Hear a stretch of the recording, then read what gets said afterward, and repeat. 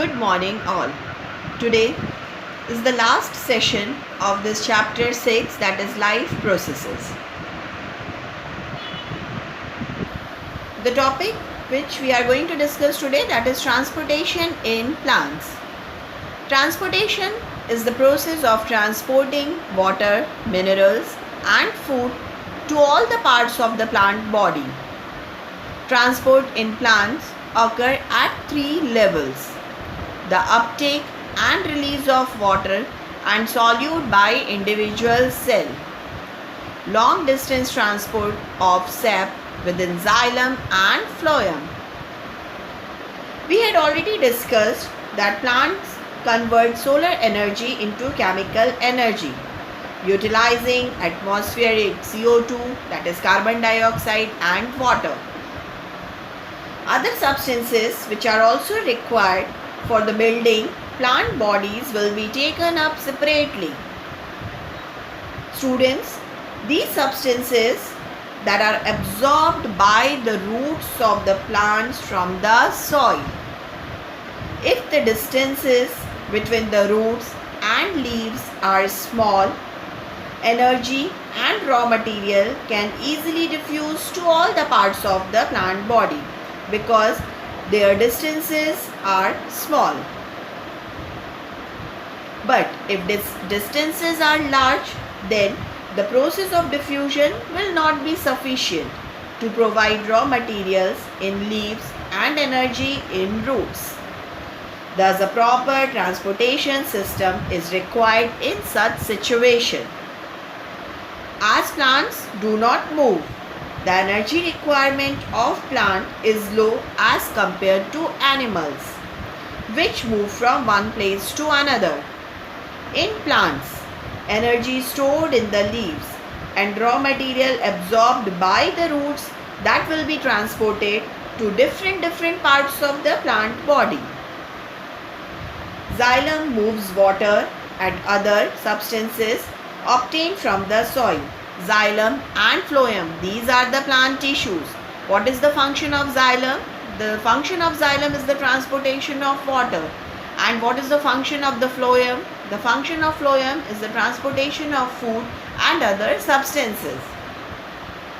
So, phloem transports products of photosynthesis from leaves to other parts of plants. Now the next topic is transport of water or transportation of water. Xylem transports water and solutes from the roots to the leaves, while phloem transports food from the leaves to the rest of the plant.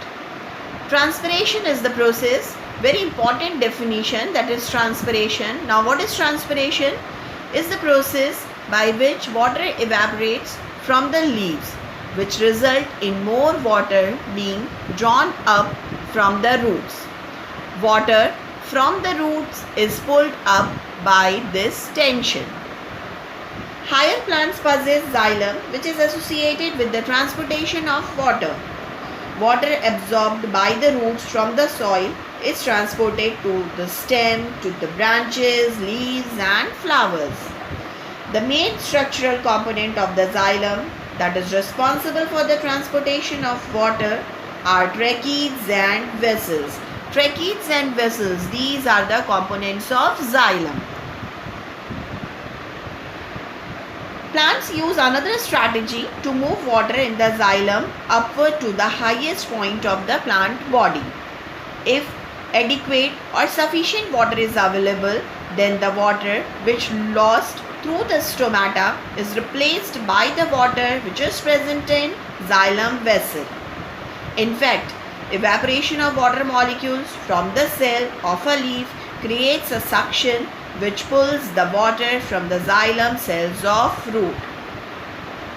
So here is the definition of transpiration.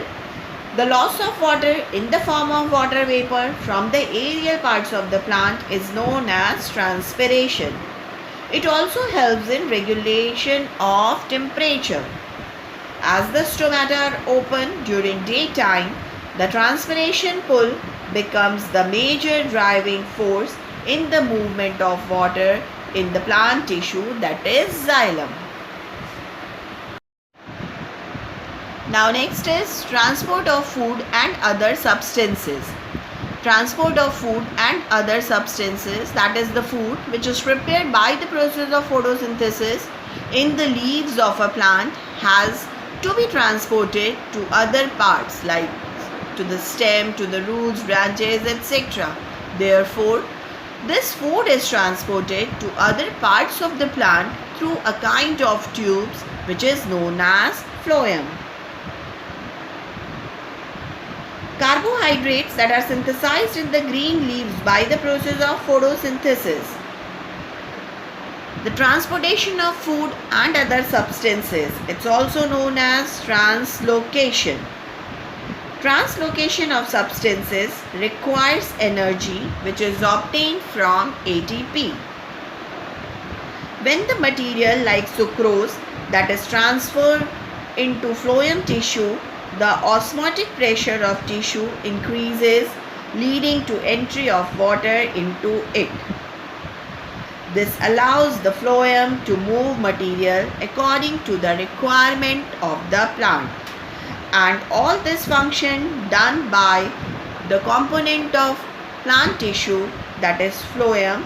And what are the components of plant tissue phloem? It's sieve cells, sieve tubes and companion cell. Now student, one of the most physiological activity, that is excretion, which occurs in animal as well as in plants. We are going to discuss this physiological activity now. First is, what is excretion? Excretion is a process by which metabolic waste that is eliminated from an organism. In vertebrates, this is primarily carried out by the lungs, kidneys and skin. This is in contrast with secretion, where the substance may have specific tasks after leaving the cell. The excretory organs, it removes all these waste. Excretion in human being. In human being, the excretion, it consists the excretory organ, its adrenal gland, that is inferior vena cava, then renal gland, renal vein. The main and important excretory organ, it's kidney. The part of kidney, it's what? Medulla and cortex. Kidney is made up of medulla and cortex. Then dorsal aorta, ureter, urinary bladder, urethra. So, in human being, in the process of excretion, the excretory organ are, important excretory organ are kidney, ureter, urinary bladder and urethra. Once again student, main and important excretory organs in human being, that is kidney, ureter, urinary bladder, urethra. Now the next topic, that is excretion in humans. The main excretory system in human is the urinary system. The skin also acts as an organ of excretion by removing water and small amount of urea and salt, which is also known as sweat. The urinary system includes a pair of bean-shaped kidneys, which is located in the back of the abdominal cavity. So, excretory system of human being includes a pair of reddish brown bean-shaped kidney, then a pair of ureters, one from each kidney, a urinary bladder and a muscular tube called urethra. Urethra opens out by a small opening which is known as urinary opening. The kidney is divided into cortex and medulla. These regions consist of the excretory units called nephrons. So student, again see, kidney that is divided into medulla and cortex. This region it consists of the excretory unit which is known as nephron. Now next is the structure of nephron.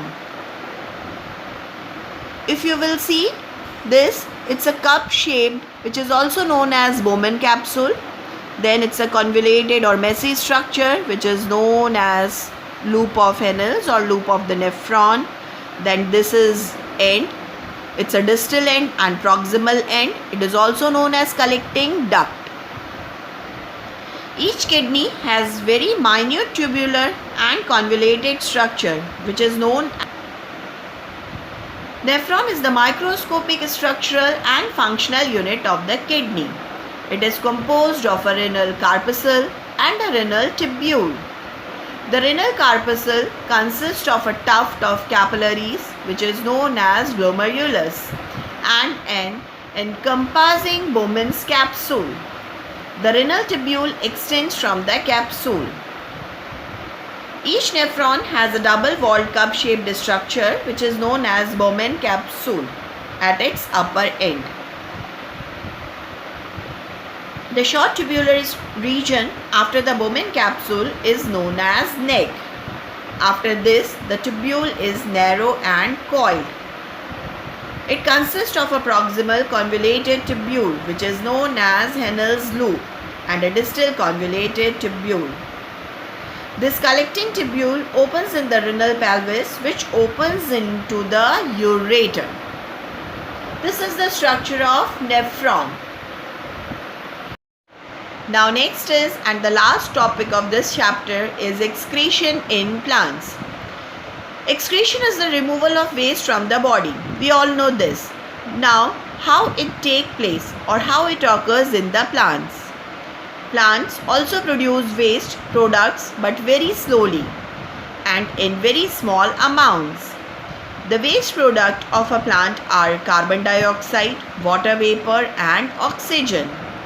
While carbon dioxide and water vapor are waste product of respiration, oxygen is the waste product of photosynthesis.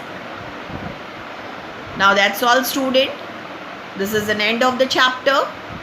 Thanks.